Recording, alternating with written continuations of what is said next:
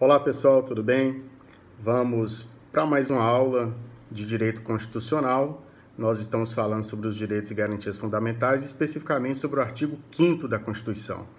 Nós já tivemos dois vídeos especificamente sobre os direitos e garantias fundamentais, artigo 5º. Essa é a terceira aula, repito, é uma aula especial para os meus alunos de Direito Constitucional da Fadivale, mas é uma honra compartilhar com todos aqueles que estão assistindo ao vídeo. Vamos passar o princípio da legalidade. O princípio da legalidade no artigo 5º, ele se encontra no inciso 2º, artigo 5º, inciso 2º, que diz o seguinte: ninguém será obrigado a fazer ou deixar de fazer alguma coisa, senão em virtude de lei. Esse princípio da legalidade, ele é próprio do Estado de Direito. O que é o Estado de Direito? O Estado de Direito é o Estado limitado, pautado pelo direito que ele mesmo produz. E aí nós temos algumas figuras históricas acerca disso, como a Magna Carta do rei João Sem Terra, onde, por pressão dos barões burgueses daquela época, ele foi obrigado a subscrever a Magna Carta, onde alguns poderes dele eram restritos em favor daquele grupo específico de pessoas. Lógico que não tinha o caráter da generalidade, uma abrangência tão grande, mas é um documento histórico que nós nos referimos a ele quando tratamos do princípio da legalidade. Então, o inciso 2º do artigo 5º fala do princípio da legalidade. E eu diria que é um princípio muito caro, muito importante para nós. Agora, esse princípio, ele tem algumas nuances que merecem ser destacadas. Nas relações no âmbito da administração pública, o agente ele só pode fazer aquilo que a lei permite, ou seja, então é uma legalidade mais restrita. Já no âmbito das relações particulares, tudo aquilo que não é proibido, em tese, a princípio, é permitido. Então, a leitura que se faz do princípio da legalidade nas relações privadas e no âmbito da administração pública são diferentes.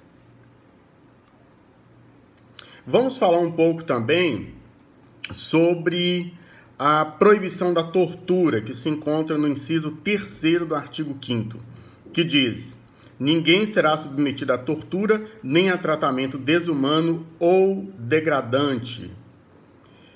E a respeito deste inciso, nós temos a Lei 9455 de 97, que define o crime de tortura, atendendo a este comando constitucional. Então, o legislador infraconstitucional, além de se submeter à Constituição, ele também é obrigado a cumprir o comando constitucional. Nesse caso, a Constituição, no inciso 3º, fala do crime de tortura, sobre a proibição da tortura, e em 1997 veio essa lei 9455, que define o crime de tortura. É importante também falarmos a respeito disso, sobre o uso de algemas. O uso de algemas. É permitido o uso de algemas ou não? A respeito, o Supremo Tribunal Federal editou a súmula vinculante 11 de 2008, que eu vou ler para vocês. Só é lícito o uso de algemas em caso de resistência e de fundado receio de fuga ou de perigo à integridade física própria ou alheia, por parte do preso ou de terceiros, justificada a excepcionalidade por escrito, sob pena de responsabilidade disciplinar, civil e penal do agente ou da autoridade e de nulidade da prisão ou do ato processual a que se refere, sem prejuízo da responsabilidade civil do Estado. Hoje, após o advento dessa súmula vinculante 11, o uso da algema é uma excepcionalidade. Então, porque antes dessa súmula era comum, em toda situação, o agente policial, até mesmo para se proteger ou para evitar uma fuga, uma reação daquela pessoa que era presa, ele se utilizava das algemas. Mas hoje, por essa súmula, só em caso de resistência, de fundado receio de fuga, de perigo à integridade física ou própria ou alheia por parte do preso ou de terceiro. Aí o policial vai ter que justificar por escrito essa excepcionalidade, né, para poder justificar o uso da algema, que hoje, repito, é uma excepcionalidade. Vamos falar também dos incisos 4º e 5º do artigo 5º, cuja leitura eu farei. O inciso 4º diz: é livre a manifestação do pensamento, sendo vedado o anonimato. Já o inciso 5º diz: é assegurado o direito de resposta proporcional ao agravo, além da indenização por dano material, moral ou à imagem. Então, todos nós temos o direito de manifestar o nosso pensamento, mas a Constituição veda o anonimato, tá? Agora, como é que fica a delação anônima? A delação anônima ela é proibida, sim ou não? Tem um julgado do Supremo Tribunal Federal em que o ministro Celso de Mello, ele diz não ser possível a utilização de denúncia anônima pura e simples para instauração de procedimento investigatório por violar a vedação do anonimato. Mas isso não quer dizer que a delação anônima ela vai ser descartada de pronto. O que se não pode admitir é a delação como fundamento, né, puro e simples de uma investigação. E ela não afasta essa vedação do anonimato a importância da delação anônima, porque é uma importante arma de combate à corrupção. Haja vista aí, né, a atuação da Lava Jato. É importante nós destacarmos um documento internacional, que é a Convenção das Nações Unidas contra a Corrupção, cujo artigo 13, item 2, diz o seguinte: cada Estado-parte adotará medidas apropriadas para garantir que o público tenha conhecimento dos órgãos pertinentes de luta contra a corrupção mencionados na presente convenção e facilitará o acesso a tais órgãos, quando proceder, para denúncia, inclusive anônima, de quaisquer incidentes que possam ser considerados constitutivos de um delito qualificado de acordo com a presente convenção. Ou seja, essa Convenção das Nações Unidas contra a Corrupção reforça a importância da delação anônima, porque muitas vezes a pessoa vai formular uma delação anônima até para preservar a sua vida, de sua família e tal, então não pode ser descartada de pronto, mas é importante destacar essa vedação do anonimato.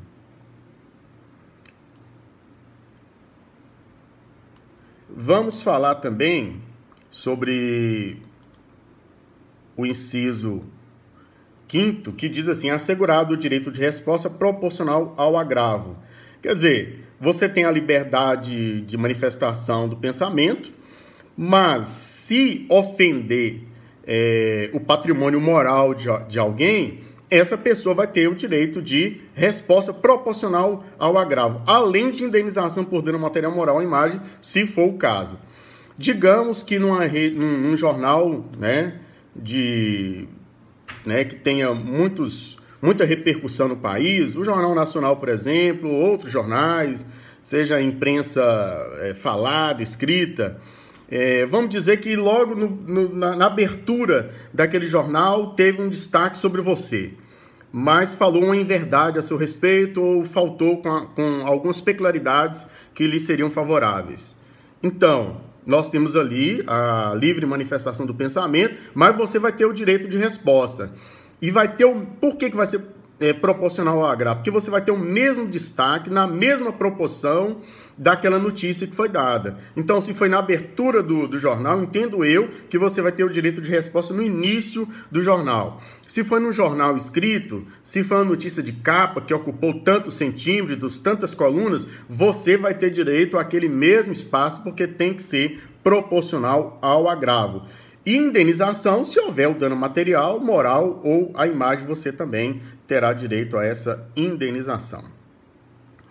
Vamos ao inciso 6º ao 8º, que dizem o seguinte: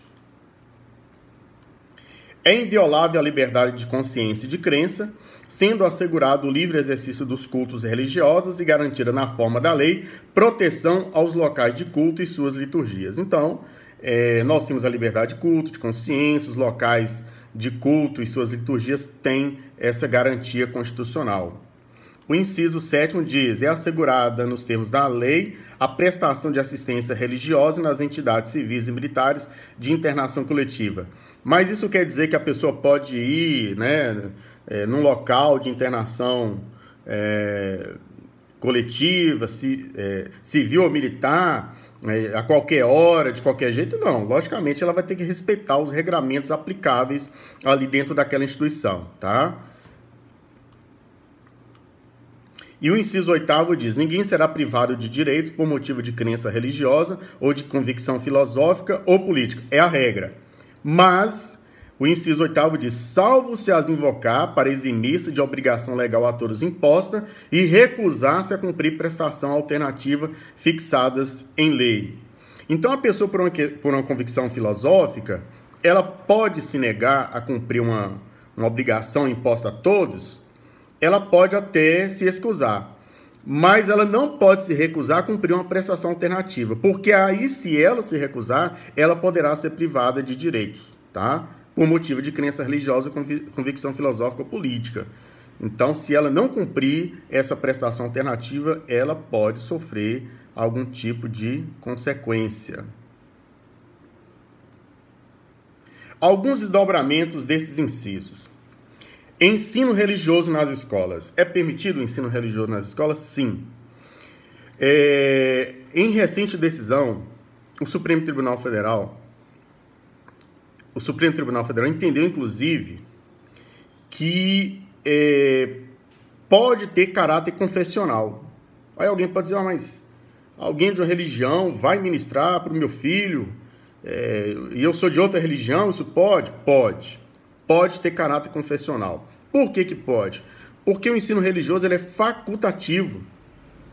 Né? Então, se a pessoa não quiser participar, ela não é obrigada. E ela também não será reprovada por não participar do ensino religioso. Então, por ele ser facultativo, o STF entendeu que ele pode ter caráter confessional, inclusive.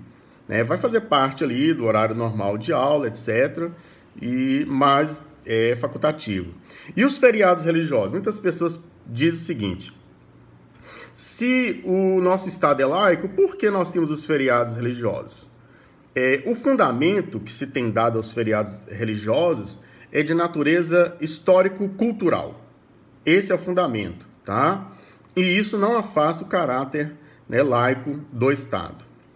Casamento perante autoridades religiosas. O casamento religioso, ele pode ter efeito civil, desde que cumprido todos os regramentos aplicáveis, e isso aqui em qualquer religião. Qualquer que seja a religião, esse casamento ele terá também valor civil, desde que cumpridos os requisitos legais. Outro tema interessante é a transfusão de sangue nas testemunhas de Jeová, porque as pessoas que seguem essa religião, lá é vedada a transfusão de sangue por uma crença deles. E aí, como agir? Como o médico vai agir diante de uma situação dessa? O entendimento que a doutrina tem defendido é o seguinte: a pessoa que é maior de idade, ela pode escolher. Né? Então, se ela não quiser a transfusão de sangue, há de se respeitar a sua vontade. Agora, em relação aos menores, como agir? Aqueles que ainda não podem manifestar a sua vontade, uma criança, um recém-nascido. O que se tem entendido é que, nesses casos, o médico ele deve se utilizar de todos os mecanismos possíveis para poder salvar a vida dessa criança. E se ele não conseguir, por todos os meios possíveis, que não seja a transfusão de sangue, aí ele poderia, e isso não configuraria constrangimento ilegal, em se tratando de crianças que não podem manifestar a sua vontade. Né? É um tema bem polêmico, delicado, mas a doutrina tem se manifestado nesse sentido. Sobre o curandeirismo. Seria um ilícito penal o curandeirismo, né? No que diz respeito às religiões, que as pessoas vão às igrejas, recebem orações e tal, e isso configuraria um ilícito penal, sim ou não? Qual é o entendimento que se tem defendido, né? Inclusive no Supremo Tribunal Federal? É que se houver um caráter individual, uma promessa de cura decorrente dessa crença religiosa e foi em caráter individual, não configuraria ilícito penal. Esse é o entendimento que tem sido defendido, né? E a fixação de crucifixos em repartições públicas. Mas o Estado não é laico? Por que crucifixo que é do cristianismo?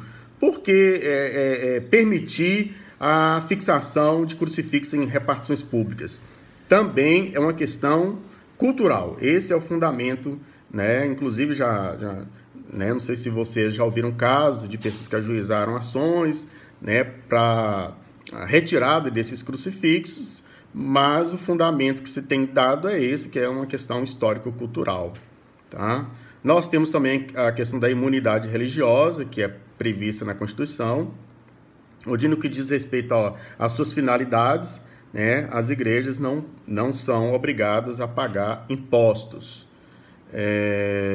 E a guarda do sábado também é uma questão bem interessante, que nós temos os adeptos da Igreja Adventista do Sétimo Dia, que guarda o sábado. Este sábado ele se inicia às 18 horas da sexta-feira e termina às 18 horas do sábado.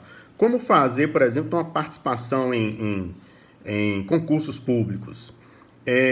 O que se tem feito é o seguinte: a pessoa ela tem que chegar no local da prova no horário determinado. Por exemplo, no sábado, às 14 horas, terá início a prova. Ela chega nesse horário, permanece em um local à parte, né, até às 18 horas, aí aplica-se a prova para essa pessoa às 18 horas, né, porque a partir desse horário já teria se encerrado o sábado para ela, né? Mas é uma questão que ainda requer um pronunciamento do Supremo Tribunal Federal, a fim de se conciliar os vários interesses envolvidos. E, por fim, a expressão Deus seja louvado nas cédulas de real. Mas está na laica a mesma coisa. Por que essa expressão Deus seja louvado? Também é um fundamento histórico-cultural e, por isso, tem se admitido, né? E não se considera como violado o Estado laico por causa dessa expressão. Então, em suma, são essas considerações rápidas acerca dessa temática e até o nosso próximo vídeo. Um abraço.